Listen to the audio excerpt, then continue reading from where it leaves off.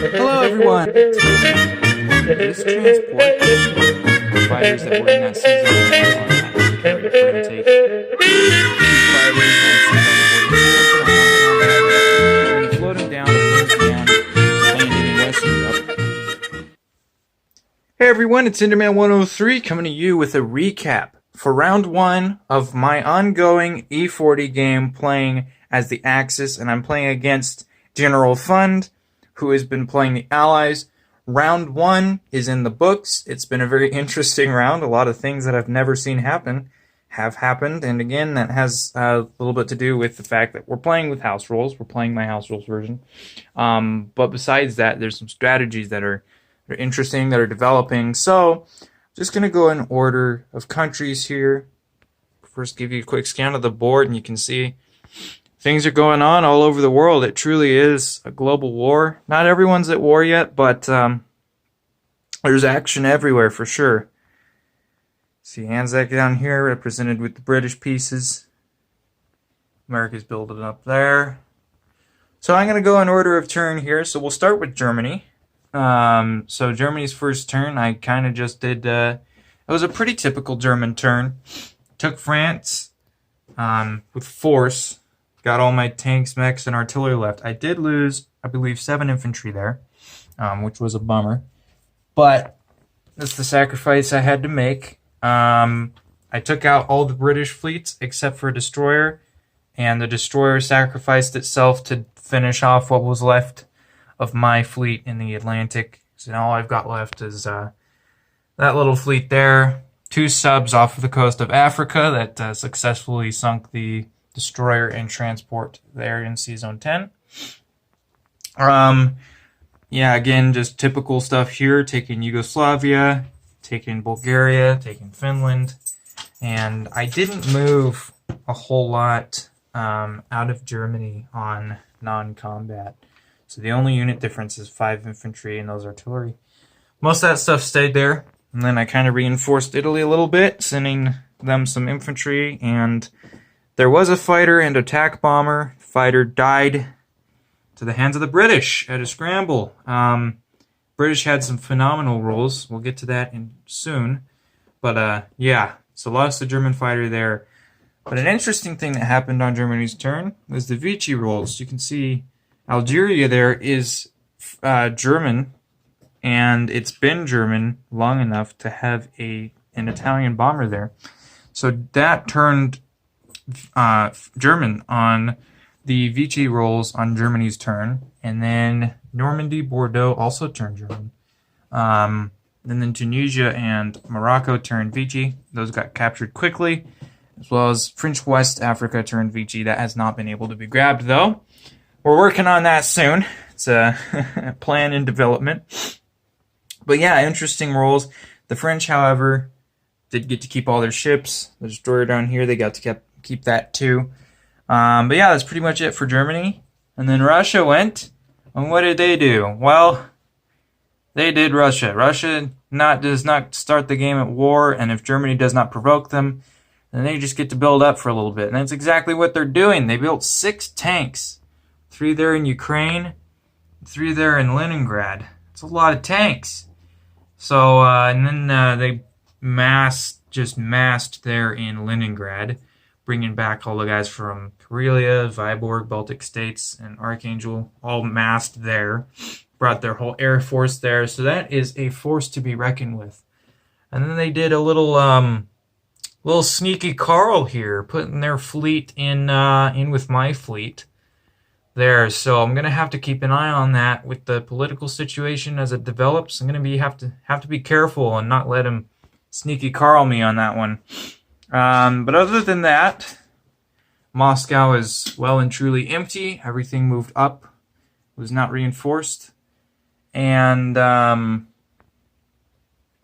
they moved out of the Japanese Russian border, which Japan captured. Actually, now that I look at this, I remember No Limit told me this. The Mongolian rule kicks in because of this, and General Fund, when you watch this, the Mongolian role kicks in. This is all Russian now. You said this wasn't gonna be, or this was neutral, and it would be for the rest of the game.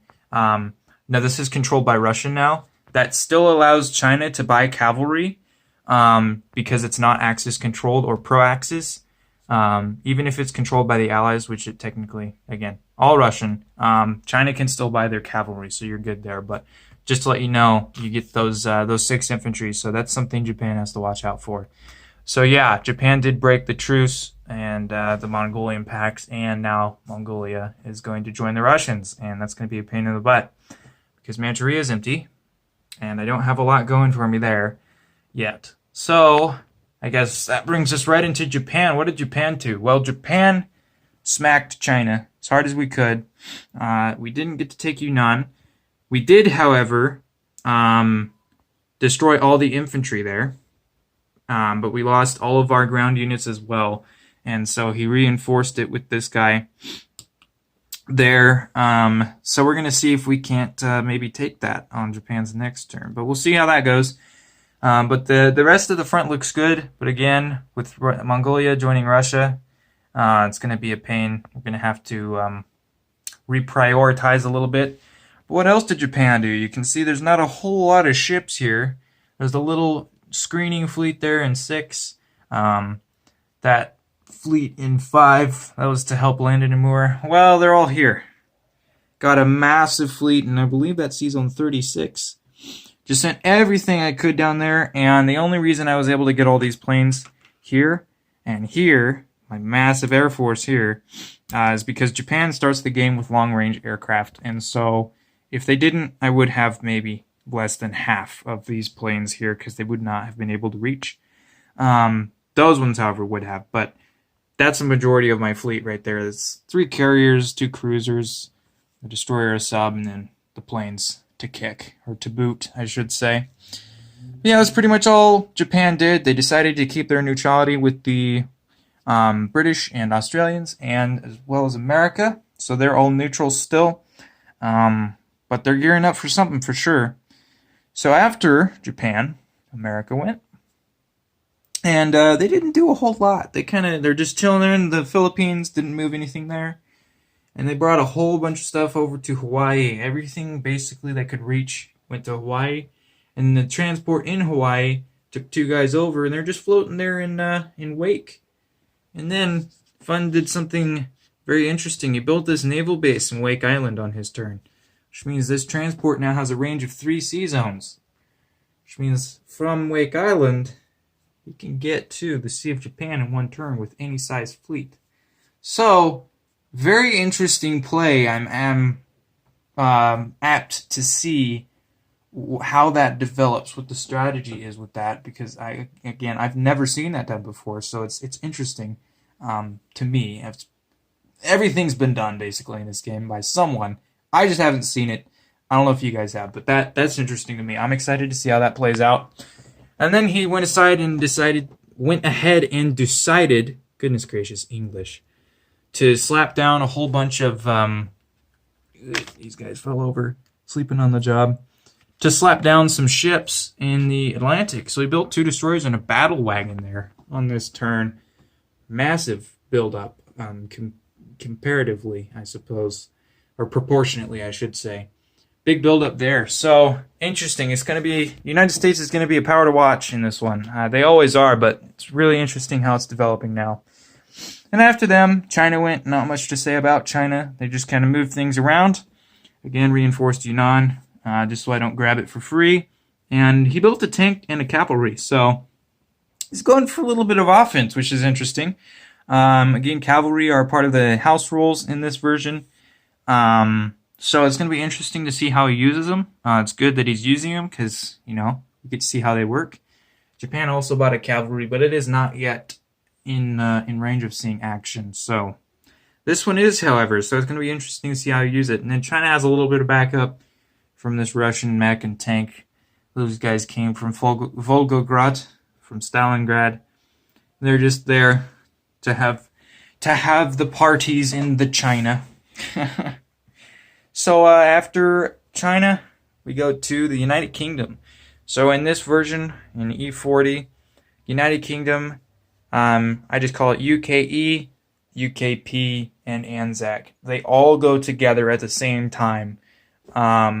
General Fund recorded them separately because his video would have been very, very long if he would have recorded them all at the same time.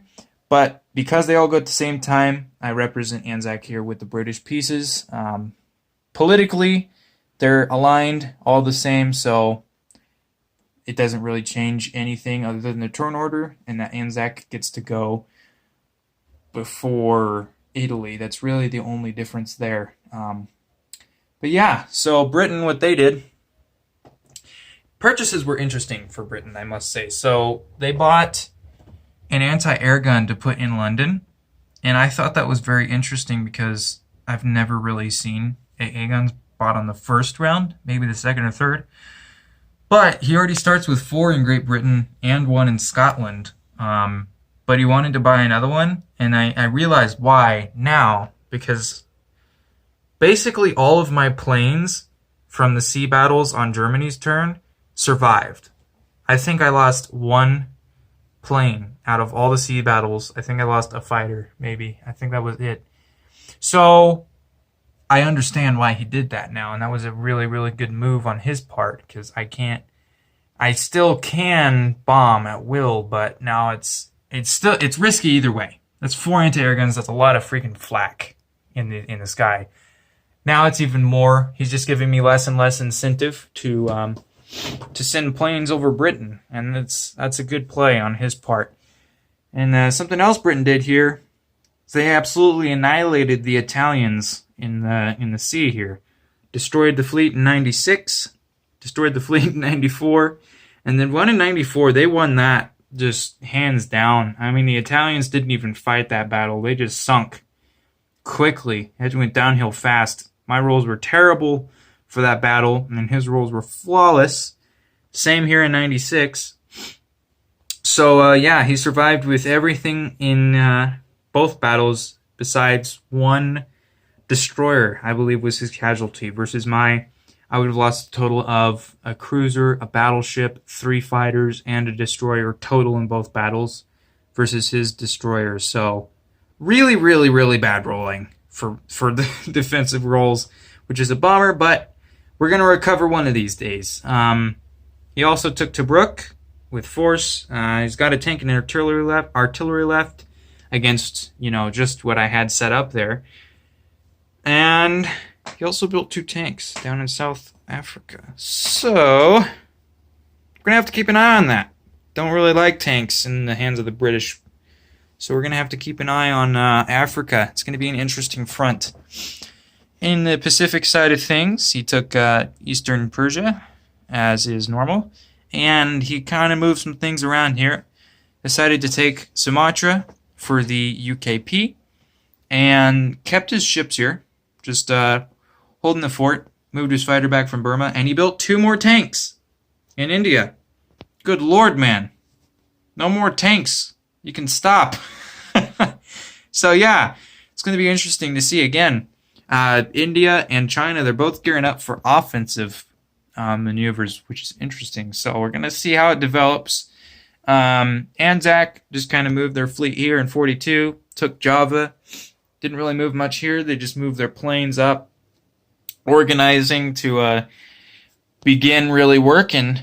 Real war is yet to begin in the Pacific, really. China's taking the blunt of it. Now Russia's in it too, but the real war in the Pacific is just everyone chilling, drinking their beers, having a good time, just seeing who has the biggest stick right now, I suppose. That's pretty much it. After Britain, Italy went. Let's see what they did. Not a lot. You're not going to lie. It took southern France at the cost of an infantry and artillery, and left with the tank there. And then they also captured Morocco and Tunisia, as I said before. Those turned Vichy, so they were pro-Axis. So Italy came in, both of them, with an infantry and artillery, and got the Vichy infantry added to their military. So, in that aspect, North Africa looks pretty good. They were able to land their bomber in Algeria. But the transport that brought the guys to Morocco with the rest of the Italian fleet got swiftly defeated by the French. And again, those French ships were kept because they didn't turn Vichy and they didn't turn German. The French got to keep them. They used them very wisely with the fighter, in collaboration with the fighter from Britain.